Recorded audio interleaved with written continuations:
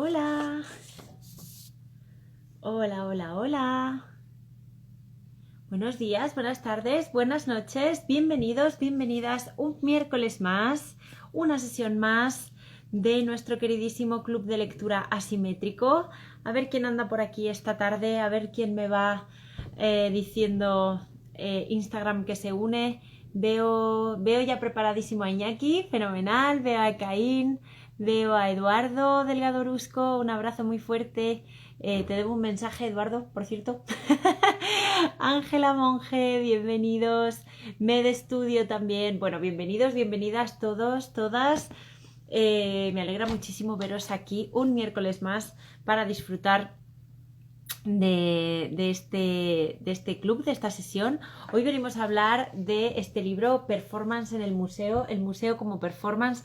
Estamos esperando que se una Daniel Lesmes, solo nos falta él para completar el panel de esta tarde, y vamos a esperarle mientras os voy saludando, mientras me vais contando ya quién está de vacaciones y quién me va a dar envidia, porque yo todavía me queda un poquito. Se me está haciendo muy largo, no llegan las vacaciones, ¿qué le vamos a hacer? Bueno, contadnos desde dónde nos estáis viendo, desde dónde nos escucháis, en fin, todas estas cositas. Y mientras tanto, como ya sabéis, voy a aprovechar estos primeros minutitos. Ya veo a Daniel preparado, genial. Voy a aprovechar estos primeros minutitos pues para agradecer a nuestros invitados de la semana pasada, que por cierto son un montón, porque el lunes se me olvidó agradecer a los del anterior. Entonces, voy a empezar por agradecer a Pablo Saiz y a Almudena Ribot. Estuvieron hablando con nosotros hace 2 miércoles del libro La Casa Industrializada. También a nuestras queridas Ángela Juarranza e Inés Vallejo, con las que estuvimos haciendo una visita guiada a la maravillosa exposición Escala Escultura 1945-2000. Y a nuestros queridísimos, amados y adorados Carlos Irisarri e Isabel Suárez Llanos, con quienes estuvimos justo el miércoles pasado hablando de su proyecto cultural Germinarc y de su primer libro. Tenéis todos estos clubes, todas estas sesiones de lo que estoy hablando, están colgadas en nuestro canal, las podéis ver, están disponibles para vosotros, para vosotras, cuando queráis, desde la playa, tomándoos un granizado fresquito, lo que queráis. Ahí lo tenéis todo preparado. Esta sesión también se va a quedar grabada, la que vamos a tener hoy con Iñaki y con Daniel. Se quedará colgada, como os digo, en nuestro perfil, en nuestro canal. ¿Y qué más? Sí, recordaros que durante la sesión podéis dejar vuestros comentarios o vuestras preguntas bien aquí en la cajita de comentarios, o bien aquí en este simbolito de preguntas que tenéis aquí debajo, y nos podéis trasladar pues las preguntas, en este caso para Daniel y para Iñaki, con los que vamos a estar hablando, como os decía, de este libro, Performance en el museo como performance. Daniel, Iñaki, yo creo que ya podemos empezar. Voy a mandaros la invitación para transmitir en directo conmigo. Vamos a ver que no haya ningún problema. Vamos a ver, Daniel. A ver, que vaya todo bien. A ver quién entra primero. ¿Con quién establecemos conexión primero? Hola, Daniel. Buenas Hola, tardes. buenas tardes. ¿Cómo estás? Muy bien, Iñaki, ¿tú? también te vemos, pero tienes la cámara al revés. Ahora, Ahora sí. ¿Qué tal? ¿Cómo estáis? yo muy bien, estupendo, Uy, fenomenal. hay alguien que nos está haciendo interferencia en los cascos.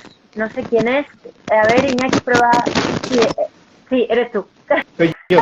Son esos cascos, sí, son esos cascos seguro.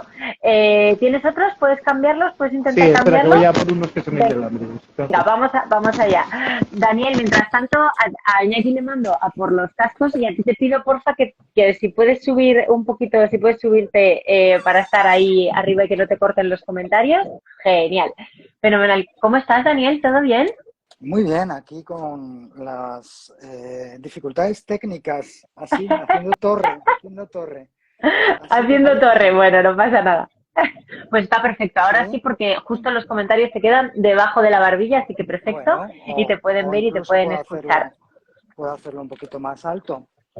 Eh, Pues como veas, como veas. Pero yo lo veo ahora bien, ¿eh? Daniel, yo por mí está bien. A ver qué nos dicen los asimétricos y las asimétricas. Estupendo. Iñaki, ¿qué tal? A ¿Cómo ver, vas? A ver, vamos a ver. Entiendo que está probando con una conexión de Bluetooth. A ver si entra la conexión. que le vemos ahí pensar. Daniel, bienvenido al club, por cierto, que es la primera vez que vienes al club de lectura sí. asimétrico. Ya estás. Iñaki, ¿qué tal? A ver, ¿nos escuchas? Yo a vosotros sí, vosotros a mí. Ah, Perfecto, muchísimo mejor. estupendo. ¿Dónde va a parar? No tenemos Bueno, sonidos raros ni cacofonías extrañas. Bienvenidos los dos al club de lectura. Qué ilusión me hace estar hoy aquí con vosotros. Chicos, si os parece, y para ya no perder más tiempo, os voy a presentar. Yo sé que todos los que están aquí detrás y todas las que estáis aquí detrás les conocéis perfectamente porque venís a verles a ellos, de hecho, pero a mí me gusta siempre dejaros presentados, si os parece, y luego entramos a la sesión. ¿Os parece bien? estupendo. ¿Sí? Perfecto. Genial, pues vamos allá. Voy a empezar con Iñaki, que te tengo primero. No me preguntes por qué, Iñaki, pues te tengo a ti primero. Vamos allá, Iñaki Estella es profesor en el Departamento de Historia del Arte de la Universidad Complutense de Madrid. Sus áreas de investigación están relacionadas con el arte performativo, la cultura visual, el arte latinoamericano y la historiografía artística. En concreto, uno de tus campos más específicos, Iñaki, y relevantes han sido, pues, por ejemplo, la relectura de la escritura del arte español después de la transición o el arte feminista en el siglo XXI e incluso la relación entre el museo y la universidad. Ujú. Has realizado estancias en pues en distintos países, en distintas instituciones, en Columbia, en el MoMA o en el Getty Research Institute, por decir algunas. Autor de diferentes publicaciones como Fluxus o Llámalo Performance. En la actualidad investigas, Iñaki, pues la noción entre redes artísticas en la segunda mitad del siglo XX y eres uno de los editores, junto con Daniel, a quien ahora voy a pasar a presentar, de este libro Estupendo. Performance en el museo como performance. Bienvenido, Iñaki, muchas gracias. Muchísimas gracias Daniel, por tenerme aquí. Daniel, voy ahora contigo. Daniel es doctor en Historia del Arte y doctor en Filosofía por la Universidad Complutense de Madrid. Es también profesor de Historia del Arte en la Universidad Complutense de Madrid. Tu investigación, Daniel, se centra principalmente en la teoría de la imagen y las emociones. Tu trayectoria está marcada por la colaboración con artistas como Manuel Saiz o Gog Balat. Me encanta leer en esta lista autores de esta editorial porque me encanta que lo sepáis. Los dos son autores de esta editorial. O, por ejemplo, también David Escalona. Ha sido comisario, Daniel, de varias exposiciones, como por ejemplo para los encuentros internacionales de la fotografía de arte, el Instituto Francés o la Casa de Velázquez. Fuiste entre 2015 y 2019 director de Cruce, una de las asociaciones artísticas de mayor calado en el retrato independiente madrileño, por así decirlo, y eres autor de textos como Aburrimiento y Capitalismo, que si no recuerdo mal lo publicaste en el año pasado, en Pretextos. ¿Fue, Daniel, o hace más? Hace un poquito más, Hace un en poquito más. 2018. Hace un poquito más. En el 2018. Bueno, no lo tenía aquí apuntado. También otro de tus textos también que hay que leer sí o sí es Mirar a un tiempo. Está entre paréntesis, ahí lo dejo, porque siempre son esos matices los más importantes. Daniel, bienvenido también al Club de Lectura Asimétrico. Muchísimas gracias a los dos. Vamos a ver, ¿qué es esto de performance en el museo como performance? Contadnos, no es que no nos hayamos decidido por el título. Este título tiene mucha carga y me encantaría que quien quiera empezar, creo que tengo aquí el chivato que empieza Daniel. Sí. Cuéntanos, Daniel, ¿qué es esto Sí, bueno, de performance en el museo? Voy a empezar comentando dónde se fragua este libro. Y bueno, como tú has dicho, el libro convoca la performance y convoca el museo, pero su origen en realidad está vinculado a otra institución, está vinculado a la universidad y más concretamente a un grupo de investigación cuyo nombre es SUMA, Universidad y Museo, o Museo y Universidad.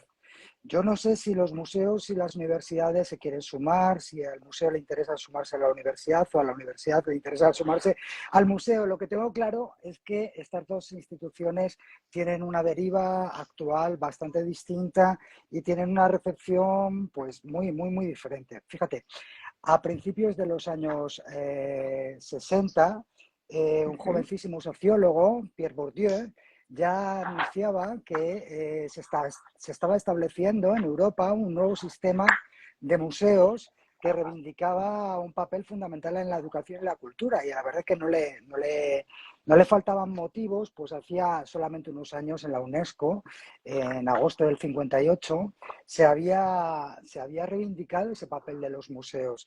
Y mira, te traigo un texto que merece la pena hablar de él o citarlo, porque no tiene pérdida. Decían en la UNESCO en el 58 que los museos estaban estrechamente relacionados, y lo cito textualmente, con esas necesidades nuevas e imperativos de las poblaciones modernas que están como embargadas por un nuevo tipo de hambre, la espiritual, y que reclaman un nuevo alimento terrenal. Bueno, voy a poner las gafas porque ya me falla la vista. Yo no sé qué será eso del hambre espiritual, ¿no? Pero si, como dicen los franceses, l'esprit es algo vinculado con lo intelectual más que con lo religioso, está claro que los museos no han dejado de reivindicar un papel muy importante en ese ámbito. Pero no solamente esto. En los últimos años, incluso te diría en los 20 últimos años, ha habido un cambio fundamental en los museos, y es lo que nos interesa en este grupo de investigación. Por volver a citar un texto muy corto, en el 2004 salió el Real Decreto que establecía el funcionamiento del Museo del Prado, y ahí en el preámbulo se decía lo siguiente: los museos han pasado de ser recintos visitados principalmente por intelectuales y estudiosos de la historia del arte a constituir un atractivo turístico de primer orden. Han pasado de ser visitados por historiadores del arte a constituir un atractivo turístico de primer orden. Por el momento no tenemos turistas en la universidad, María, pero yo creo que todo se andará. De lo que tengo plena certeza es que cuando un Real Decreto ya pone a la universidad en esa tesitura, ¿no?, un poco pues aburrida y demasiado intelectual, pues andamos mal, ¿no? Andamos muy mal. Es ya un lugar común hablar mal de la universidad como algo alejado de la realidad social, ¿no?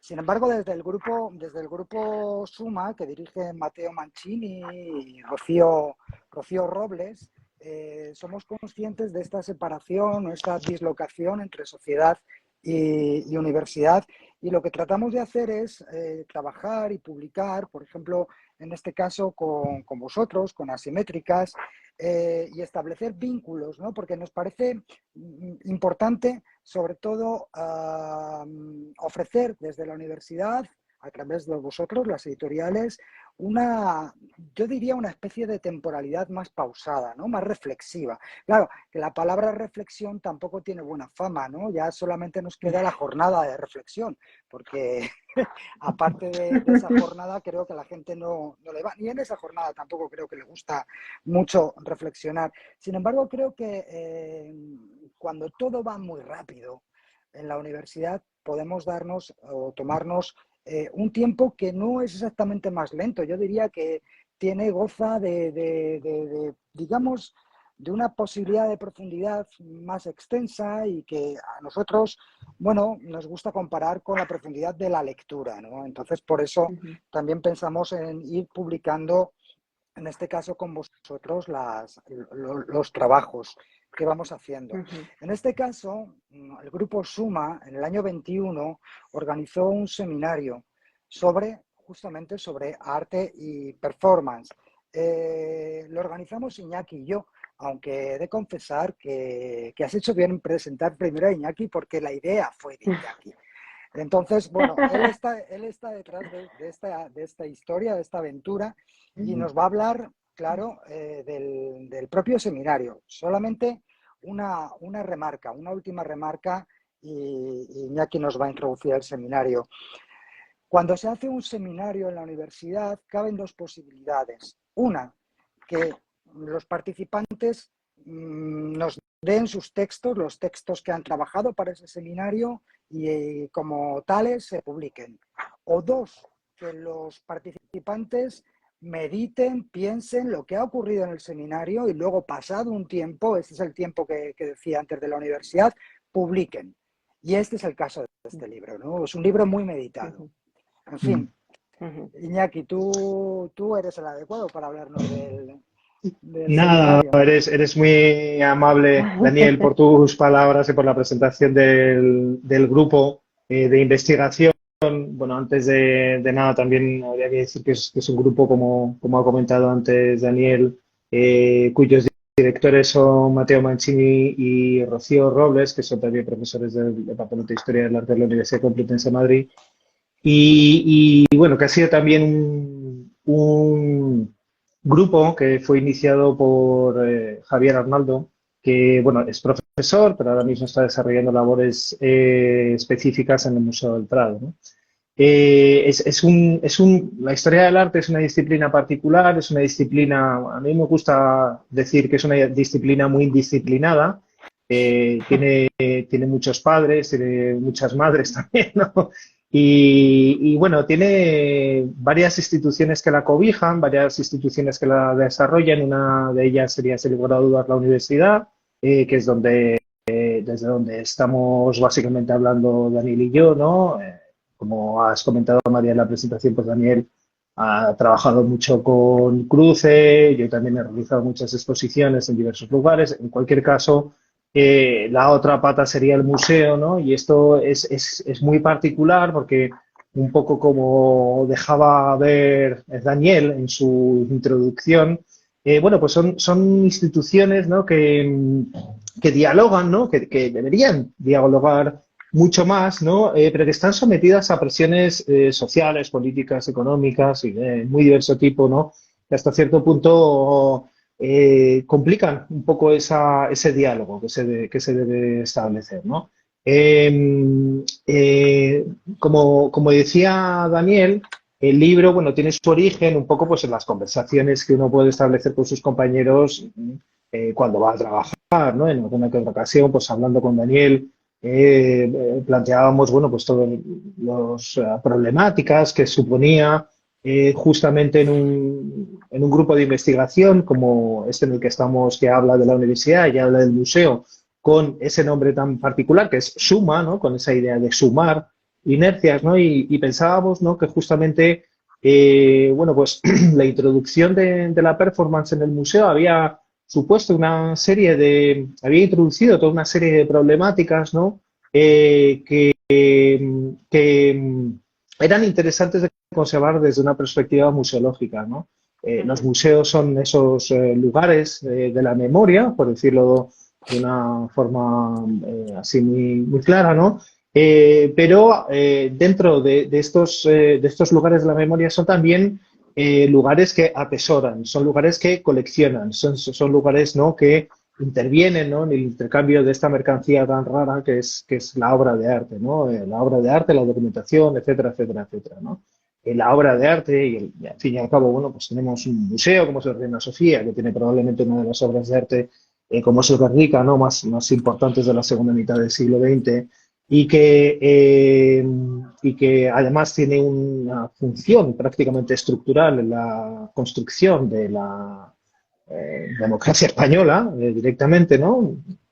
Hace poco se inauguró, se proyectó en el museo justamente un documental que habla del Guernica y que habla justamente del último exiliado que volvía a España, ¿no?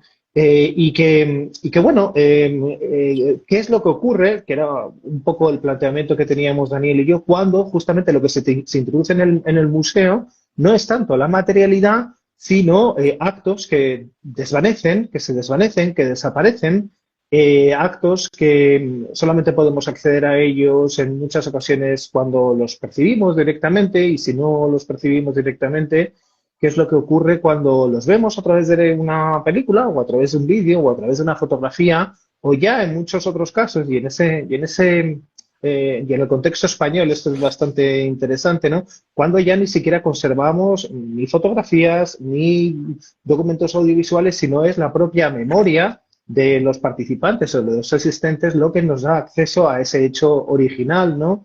Y que de alguna manera bueno, pues el museo quiere recuperar, ¿no? Desde el 2009 más o menos ha sido un auténtico boom el que se ha producido con el tema del performance en España, a nivel internacional, de hecho, ¿no? Ujú. Fue justamente en el 2009 en el que el MoMA, que es una institución estructural dentro de lo que es la escritura del arte contemporáneo, abrió un departamento de performance, ¿no? Esto produjo una revisión muy importante bueno, de qué es lo que se colecciona cuando se colecciona performance, ¿no?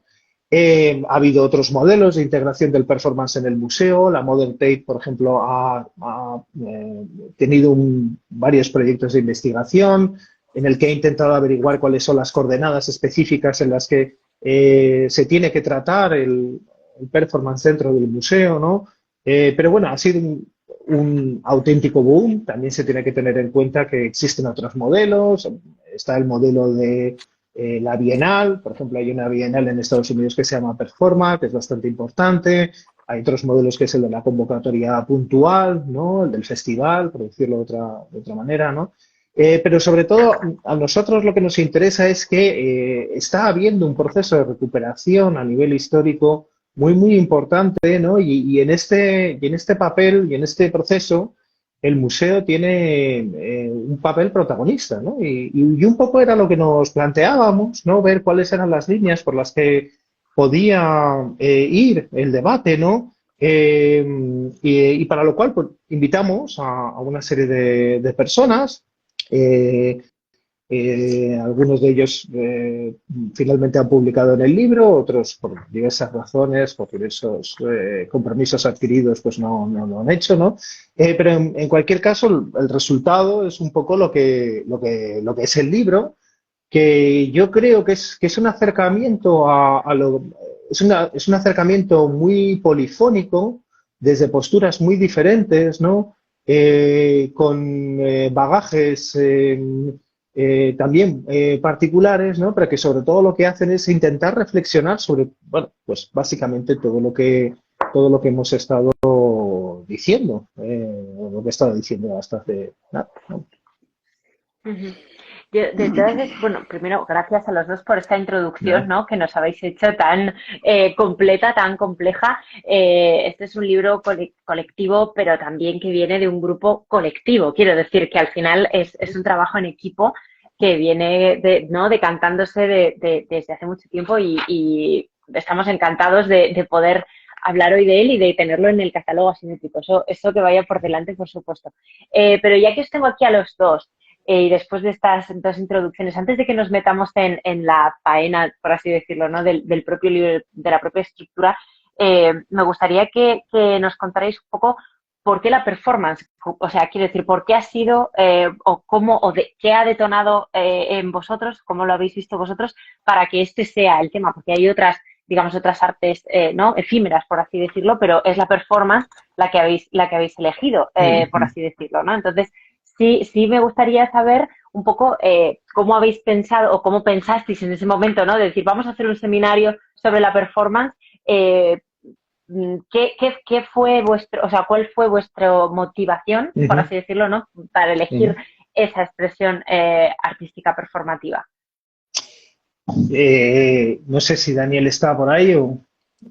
Sí, está. Estoy aquí, Está. estoy Ah, aquí. vale. No, o sea, bueno, todo parte un poco, vamos, dentro del mundo de los museos y del mundo de la historia del arte, es una preocupación que lleva existiendo desde hace bastante tiempo, ¿no?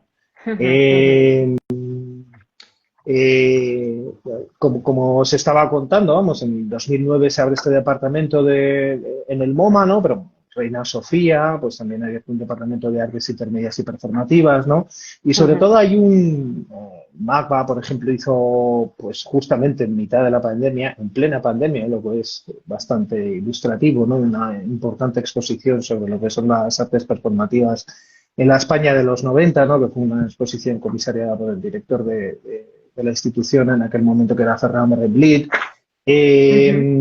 Es decir, hay todo un caldo de cultivo en el cual verdaderamente nos estamos preguntando, bueno, pues que es una pregunta en doble dirección, ¿no? Por un lado, nos estábamos preguntando, bueno, ¿qué es lo que hacen los museos cuando coleccionan, cuando exhiben, cuando compran, cuando hacen exposiciones sobre el performance? ¿Qué es lo que pasa? ¿Qué es lo que verdaderamente se exhibe? cuál es el lugar del artista, cuál es el lugar del espectador, cuál es el lugar de ya directamente la propia colección del museo, ¿no? Y en este sentido es muy interesante, por ejemplo, tener en cuenta que el Reina Sofía tiene algunas obras que son literalmente inmateriales, ¿no? Y entonces, bueno, ¿qué es lo que pasa con estas obras, ¿no? ¿Qué es lo que se produce en el museo? Y de ahí un poco lo de performance en el museo, cuando son estas obras que no tienen una forma física en algunas ocasiones, ¿no?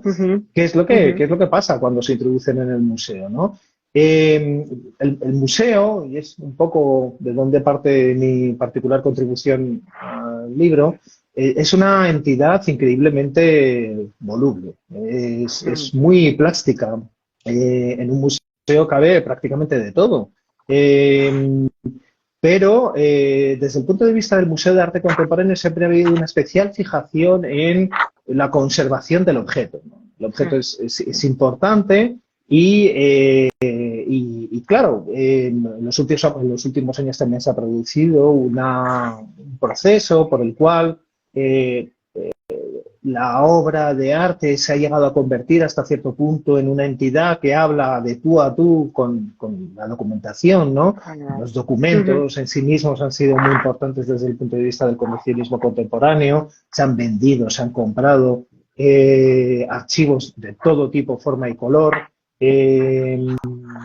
Las exposiciones suele ser muy habitual que además de la obra se presente fotografías, textitos, fotos incluso hasta domésticas en algunos casos, revistas, libros, etcétera, ¿no? Que se ponen en una vitrina, ¿no? Lo cual está bien porque otorgan contexto, pero por otro lado tampoco está tan bien porque es información que está un poco muerta, un libro no se puede leer dentro de una vitrina, ¿no? Y bueno, pues nos estábamos preguntando básicamente, bueno, ¿cuál es el proceso, ¿no? ¿Cuál es la reflexión que se puede producir justamente cuando el museo está interesado en conservar, en mantener, en incorporar dentro del relato que hace del arte contemporáneo de este tipo de prácticas, ¿no? Prácticas que en muchas ocasiones no fueron casi nunca pensadas para el museo. Es decir, el concepto de performance es un concepto también muy voluble. Hay algunos que lo pueden situar en el futurismo, hay otros que lo pueden situar en otras experiencias previas, incluso las prácticas parateatrales del cabaret, el espectáculo de magia, etcétera, pueden ser considerados como orígenes difusos también del performance, o hay toda una teoría, ¿no? sobre el origen del performance, ¿no? Pero claro, ¿qué es lo que ocurre, ¿no? ¿Qué es lo que pasa cuando es el museo el que quiere incorporar todo este legado, ¿no? Claro. ¿Dónde establece límites? ¿Qué es lo que incorpora? ¿Cómo lo representa? ¿Cuál es el papel de la memoria? Que eso es muy importante, ¿no? ¿Cómo, claro, todo este tipo de acciones, ¿no? Son acciones que en muchos casos solamente quedan por ir a un caso concreto, ¿no? El primer happening, el primer así nombrado happening dentro de la historia del arte, sobre esto no se podía dudar mucho, ¿no? Pero es una obra que John Cage y otros muchos artistas hacen en el Black Mountain College. Y bueno, hay 3, 4, 5 versiones diferentes sobre el mismo hecho, ¿no? Lo cual es bastante interesante porque nos habla de cómo un mismo hecho puede ser experimentado de diferente manera e incluso incorporado en la memoria particular de cada una de esas personas que lo vivieron directamente, ¿no? Pues lo experimentan de forma diferente, ¿no? Esto es algo que es muy interesante, sobre todo en contraposición con esa dinámica objetual de la obra de arte, ¿no? En el que el objeto es, claro, en efecto, el objeto y es el que produce la experiencia y la sensación en el espectador, ¿no? Pues, en estos casos, ¿no? Claro, nos encontramos con que, en efecto, hay una duda razonable, por decirlo de algún modo, ¿no?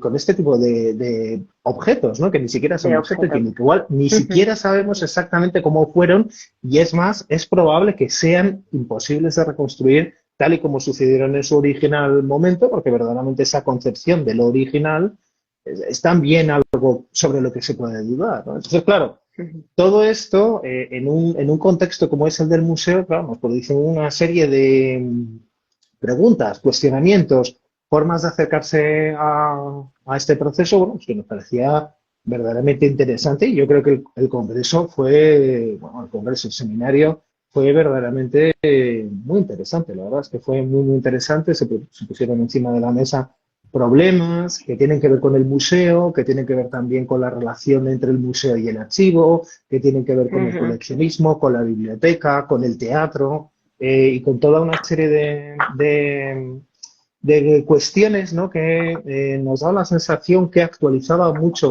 eh, a la, bueno, el performance, ¿no? Que puede hacer el museo, ¿no? Y eso era un poco ujú, de lo que se trataba. No, no ujú. sé si ¿Qué quieres tema? añadir algo. Daniel, sí, Bueno, ¿quieres añadir alguna cosa? yo pienso que este libro tiene diferentes niveles de lectura como lo tiene el problema, ¿no? Yo pienso que el Ujú, libro puede ser abordado también desde otra perspectiva. Ha comentado Iñaki que el museo es un lugar de memoria. Yo Mm, afirmaría que el museo es un lugar de olvido. Fundamentalmente es un lugar de olvido. No, pero el ejemplo del Guernica es un ejemplo paradigmático, ¿no? El Guernica está hecho para olvidar. ¿Para olvidar ujú, qué? Para olvidar las diferencias. Un museo es un lugar que, si te das cuenta, concita y convoca a todos los tiempos, elimina justamente o hace olvidar la diferencia entre los distintos tiempos. Y es más, creo que el libro tiene una riqueza profunda mm, desde este punto de vista, porque el museo no solamente es un sitio que se visita por el turismo, ¿no? Fundamentalmente es también un modelo de representación de la historia, de nuestra historia, un modelo de representación de nuestra manera de tratar las imágenes, un modelo de cómo nos relacionamos con las propias imágenes. Entonces, lo interesante desde este punto de vista de lo que está sucediendo en la relación performance, es decir, como muchas veces ha dicho, una disciplina indisciplinada, eso que ha comentado Iñaki respecto a la historia del arte, ¿no? La performance sí es una disciplina indisciplinada, ¿no? Muchas veces se ha dicho. El tema de convocar a la performance a estos niveles, ¿no? No solamente de coleccionar, no solamente de coleccionar los restos de una performance, sino de coleccionar la performance misma, ¿no? En su propia ujú, inmaterialidad, ¿no? Es más, la performance es un arte del acontecimiento. ¿Se mm, puede coleccionar un acontecimiento? Esto es muy, muy serio porque mm, si se pueden coleccionar los acontecimientos, significa que los acontecimientos pueden reglamentarse. Y este es el ujú, problema más grave, ¿no? Que plantea la performance en su relación con el museo. mm, ¿Puede reglamentarse un acontecimiento? Por definición, un acontecimiento es algo que nadie espera. Y muchas performances son dispositivos. No olvidemos que la palabra performance no solamente en inglés no solamente se refiere a una actuación, sino que también se refiere a un funcionamiento. La performance diría que es una forma de investigar cómo funcionan las cosas en estas representaciones, como diría un autor clásico, en la anchurosa plaza del mundo, ¿no? Este mundo hecho en teatro. En este aspecto creo que es interesante esa relación porque podría estar o podría suponer un cambio no solamente en la performance.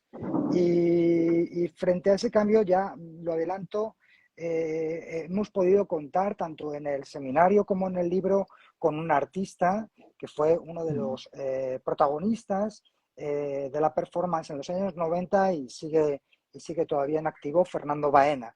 A propósito de Baena, me gustaría, y del texto de Baena, me gustaría comentar algo. Desde luego, el museo, y esto es lo que sostiene fundamentalmente Baena, opera como un dispositivo de disciplina sobre el acontecimiento, ¿m? Y, en ujú, definitiva, sobre aquello que alimenta los museos, sobre los artistas. ¿M? La idea, la ujú, idea de Baena sería justamente esta, de que el museo está ocupando el lugar del artista, de que el museo desplaza al artista en una pirámide de producción, los artistas están en la base y el museo fue el comisario en cierto momento, pero ahora es el director de un museo, está decidiendo lo que es el arte y produciendo el arte, ¿no? Esta es la idea de Fernando Baena. Pero también complementaria a esta idea, que tiene su calado más allá del mundo institucional en esta reglamentación del acontecimiento, es decir, esta imposibilidad crítica, que claro, este olvido de las diferencias y por tanto imposibilidad de producir diferencias, esta homogeneización, si se puede decir así, de la sociedad, también está cómo afecta la performance al museo. Es una línea complementaria, ¿no?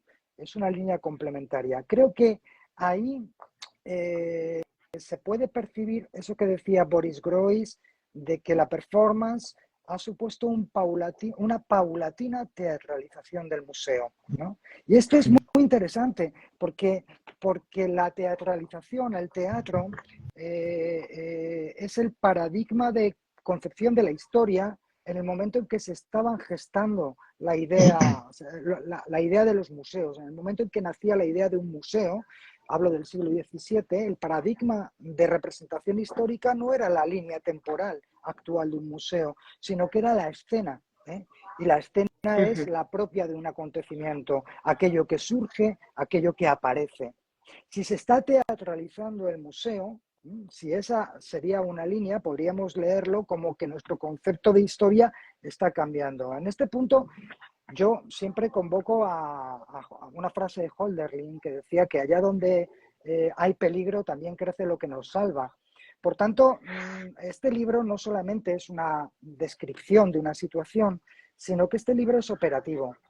Y es operativo propiamente, porque el libro, tú lo sabes, María, tiene también un contenido performativo, ¿no? Concretamente, un texto que luego seguro que Iñaki nos introduce mejor, de José Antonio Sánchez, que está construido para leerse en órdenes muy distintos, incluso para alternar, ¿no?, con referencias cruzadas. Y es interesante porque ese texto se llama El Gabinete de los Acontecimientos. Con lo que estoy comentando del acontecimiento, es decir, el gabinete de los acontecimientos ya implica animar, incitar, y no solamente citar un problema de primer orden. No puede haber un gabinete de los acontecimientos. Y en este punto, es lo que más nos interesa, ¿no?, para los lectores, es que hay una relación que se ocupa particularmente José Antonio de ella entre la colección y la lectura, entre el que coleccionista y el lector. Leer, coleccionar, tiene una misma raíz etimológica y significa básicamente escoger, recoger y recolectar, ¿no? Ir picando. Pero también, ¿no?, si cada lector es también un recolector, también la lectura es una puesta en relación, ¿eh? Todavía los alemanes, el verbo lesen, se aplica a este poner en relación. Y el libro está pensado desde este punto de vista como una iniciativa o una incitación crítica para poner en relación, ¿no? Entonces yo creo que este relato, entre comillas, otro, vinculado a las posibilidades críticas, no solamente de la performance, sino del propio gesto que constituye una de las bases de la performance en el museo, creo que puede dar mucho juego en el libro, si se aplica ese tipo de lectura.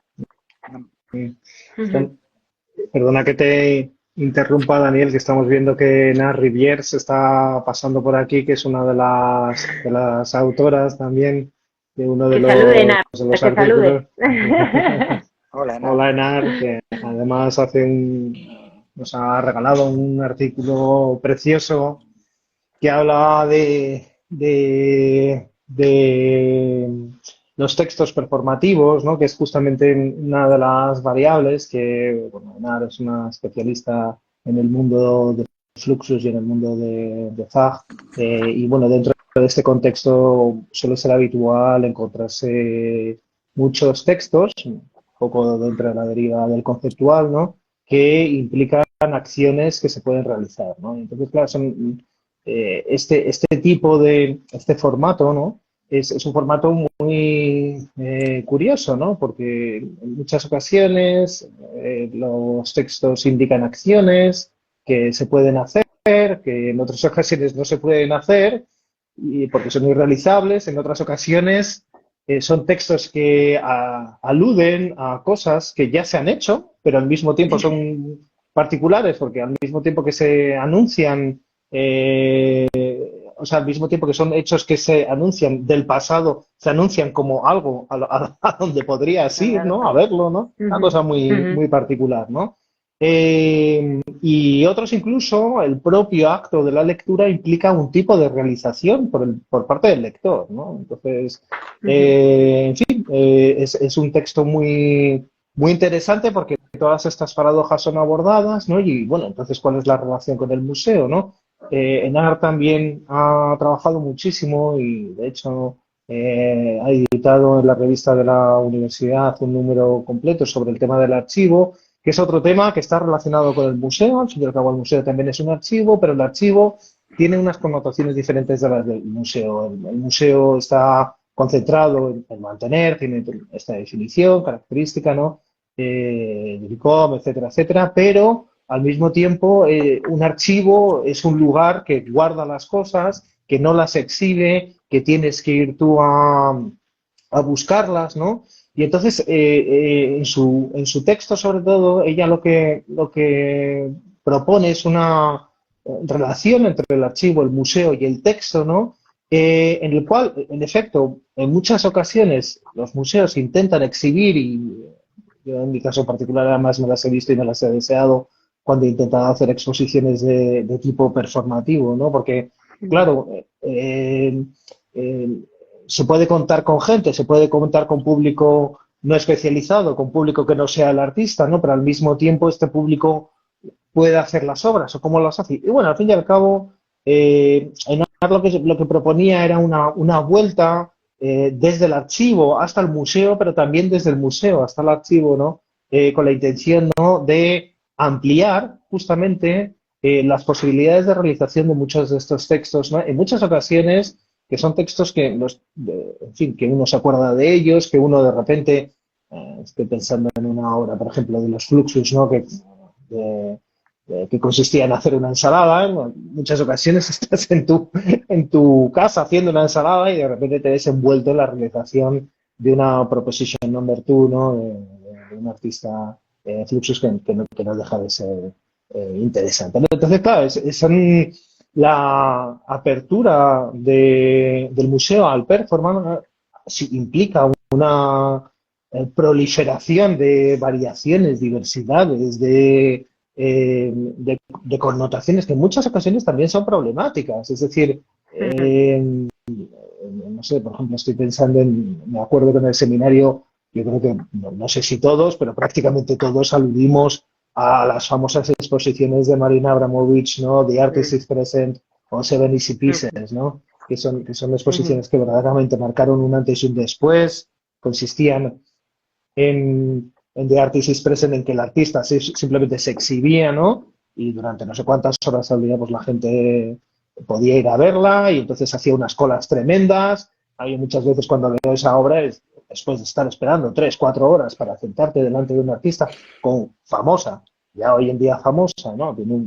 Marina Abramovic tiene una ópera sobre su vida, en fin, con luces en mitad del atrio del MoMA, con cámaras, con fotógrafos, etcétera, etcétera, etcétera. Pues es que, vamos, ¿qué le pasaría a cualquier persona que se echaría a llorar? Porque, lógicamente, la tensión acumulada, etcétera, etcétera, en fin, ¿no? Y entonces, bueno, Amelia Jones, que es bastante particular en su interpretación de la obra de Abramovich, porque ha sido una gran defensora, pero yo ahora creo que no se encuentra entre las defensoras de del artista, ¿no? Decía que justamente obras como estas lo que hacen es producir al artista como mercancía, ¿no? Como objeto de fetiche, ¿no? Y es en muchas cosas lo que ocurre, ¿no? La introducción del performance en el museo, como todo en esta vida, forma parte de un flujo complejo, ¿no? En el que no todos son virtudes, ¿no? Y también hay muchos problemas, ¿no?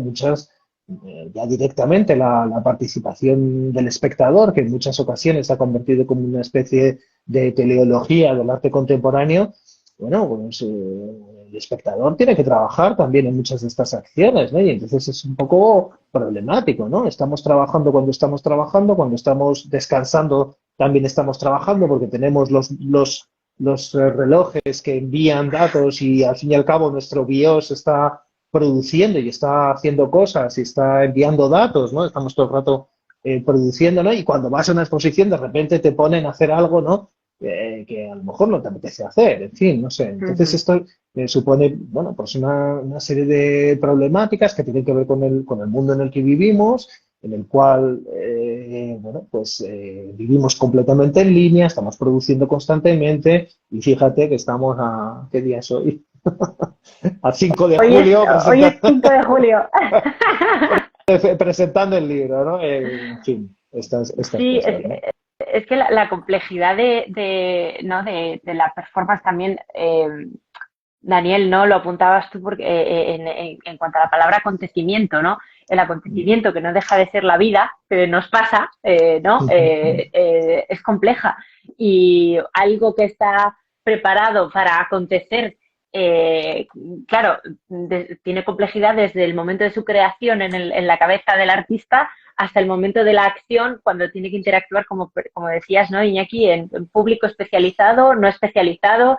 ¿Qué hacemos, no? Cuando tú llegas a un museo y de repente pasan cosas y tú no sabes si puedes o no intervenir, te entra la duda, entras, no entras, que no es un flash mob que está preparado para y todo el mundo que actúa está preparado para, ¿no?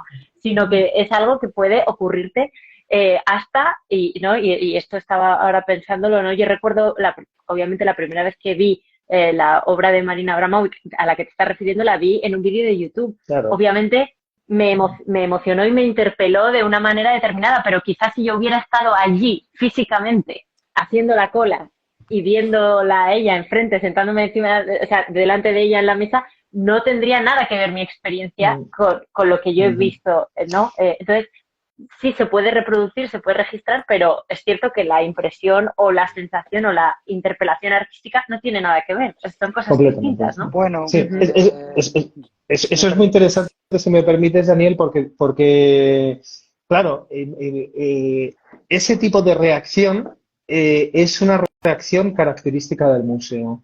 El acceso que tenemos generalmente a las obras de arte es un acceso generalmente mediatizado.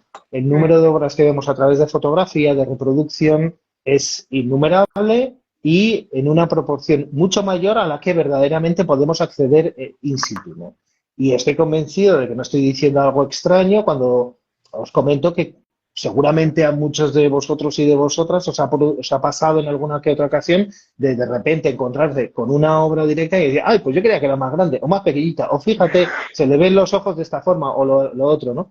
Es decir, que esto sucede mucho, ¿no? Es muy... No, al fin y al cabo, el contacto directo con la obra es una cosa muy particular. Pero claro, en el caso de el performance, el problema es que el origen, esa fuente, ¿no?, de la cual emana la mediación, ¿no?, la fotografía, el vídeo, etcétera, etcétera, el canal de YouTube o lo que sea, no existe en sí mismo, ¿no? Entonces, ¿cuál es el acceso? O sea, ¿cómo podríamos estar delante de esto, ¿no? Es un poco, bueno, lo que no, al fin y al cabo yo también un poco me lo planteaba en mi texto, ¿no? Y planteaba también cómo los museos, en el caso del performance, bueno, pues tengo la sensación de que pueden ser mucho más experimentales, ¿no? Y pueden presentar la performance de una manera, bueno, pues que no repita la figura del artista, que no repita bueno, pues la documentación, que investigue formas de presentación, formas de que no se generen originales, ¿no? Que incluso en el performance es que hay mucho interés en que la acción sea exactamente igual que como ocurrió, ¿no? Llegan algunos casos, hay una obra famosa de John Cage que consiste en una especie de concierto y tal, y no sé qué, no sé cuántos, que utiliza una serie de radios, bueno, sí, en un momento en España, cuando se intentó llevar a cabo en los años 90, ¿no? La radio tenía que ser una radio de los años 60, ¿no? No podía ser una radio de los años 90 Actual. con sus pilas, ¿no? Entonces era algo como ridículo, ¿no? Es decir, sí, metes un medio supuestamente avanzado y tal, como es el performance, pero lo metes a cambio de que la reconstrucción sea historicista, ¿no? Es algo Ujú. muy particular. Perdona, Daniel, que te he No, interrumpido. no, es que simplemente quería comentar yo a propósito del libro. Creo que es un libro, y ahora hablaré contigo un pequeño diálogo, Iñaki. Creo que es un libro que no es exactamente para especialistas, solamente para especialistas. Ujú, Creo que es un libro que permite una reflexión, y María lo ha dicho muy bien, sobre lo vivo, sobre las ujú, artes de lo vivo, si queréis, ¿no? Cuyo terreno no tiene por qué ser el museo. En el museo no tienen por qué caber todas las cosas, ¿no? Es como decía un conservador del MoMA, ¿no? Una catedral no se puede meter en el museo. Bueno, claro, se puede hacer de una catedral un museo, ¿no? Comento yo en el texto, claro, que se puede hacer de una catedral un museo, ¿no? Pero hay temas que son tensos, ¿no? ujú, Creo que uno de los temas más tensos que hay en la performance y más interesantes es justamente que la performance es una práctica que por una parte es una práctica dialéctica, que por una parte tiende a el mito del aquí y el ahora. ¿Mm? La Ujú. artista está presente, es decir, a una presencia absoluta, tienes que verlo in situ, tienes que... ujú, Pero por otra ujú, parte, la práctica performativa, la práctica de la performance, y creo que este es la gran contribución que tiene, ¿no? Particularmente en su modalidad derivada, la performance sigue operando en la recepción. Hay casos como el de Bally Sport y sus famosas fotografías con la metralleta, ¿no? En que la propia fotografía es performativa, ¿no? Es decir, ujú, también, y en esto es lo que hace, lo que puede hacer un acontecimiento, porque, claro, el acontecimiento no es algo que se pueda repetir, pero también es cierto que en la repetición siempre hay una diferencia, claro. siempre hay diferencias Ujú, en las ujú, repeticiones. ujú, La repetición se puede reglamentar también, ¿no? Y en este aspecto yo hablo del caso de Tino Segal, y ujú, digamos cómo reglamenta la repetición, por ejemplo, en el hecho de hacer cantar a los vigilantes de sala una canción muy pegadiza con la que luego también salen en el oído los visitantes, ¿no? La Ujú. repetición se puede reglamentar, pero siempre el acontecimiento no es algo que se puede imponer, ¿no? Está más en la interrupción que en la ujú, continuidad. Creo que la ujú, performance, y Ujú. este es el gran interés de la performance, creo que tiene un potencial crítico enorme. En este aspecto, Ujú. falta comentar un texto que también aparece sí, en este libro, y es quizá el texto que más se ocupa de una genealogía artivista, activista de la performance, el texto de Linda Avendaño, que sí, hace, como digo, toda una genealogía y se plantea y se sitúa en dos puntos: la accesibilidad del museo, es decir, qué artistas han accedido al museo y se han integrado en el tan problemático canon de la historia del arte. En este ujú, aspecto, Linda va a escrutar toda una línea feminista, y también en la segregación, casi te diría, por nacionalidades, porque Ujú.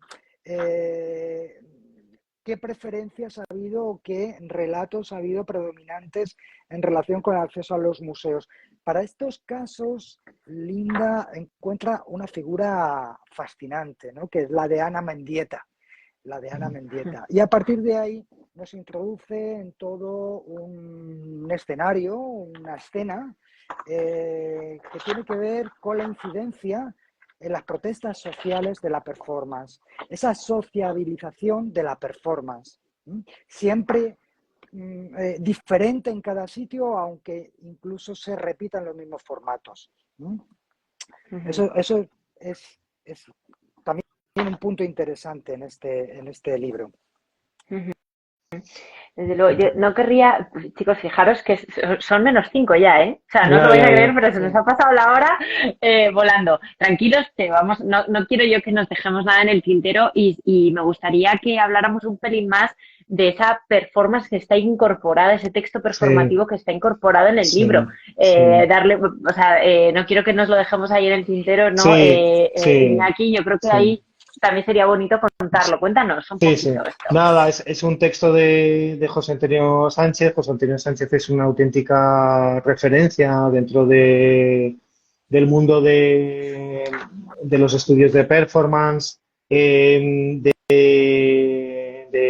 las nuevas teatralidades. Él viene del mundo del teatro, es un doctor en filosofía, catedrático en la Universidad de Castilla-La Mancha en Bellas Artes, pero se ha dedicado sobre todo a través de un grupo de investigación muy relevante y muy importante que ha construido muchísimo, tanto en la academia como fuera de la misma, que se llama Artea, ¿no? Y en este texto, que le agradecemos muchísimo que nos lo haya dejado para imprimir, y también os agradecemos a vosotros que hayáis hecho el esfuerzo de Se hayan imprimirlo, porque prestado al no, experimento.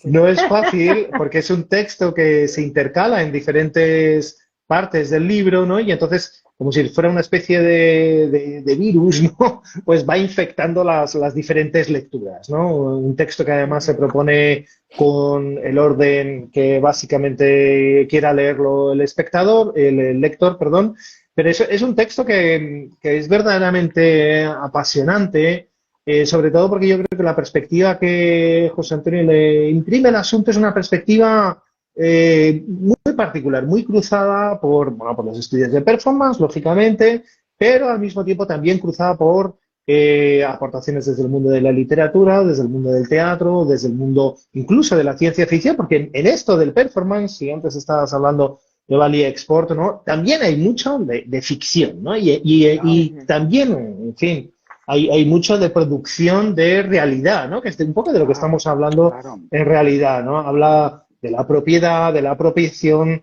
de la colección de lo inasible, de cómo sería una falsificación en una performance, que eso es bastante interesante, ¿no? Desde ese punto de vista, bueno, cómo hacemos una performance que sea falsa, ¿no? Es bastante curioso, ¿no? De cómo se pueden hacer, bueno, pues los reenactments, ¿no? Este pseudo estilo, ¿no? Que consiste en hacer performance del pasado, ¿no? Y que ha generado, bueno, pues tantísimos debates, ¿no? ¿Cómo se vende?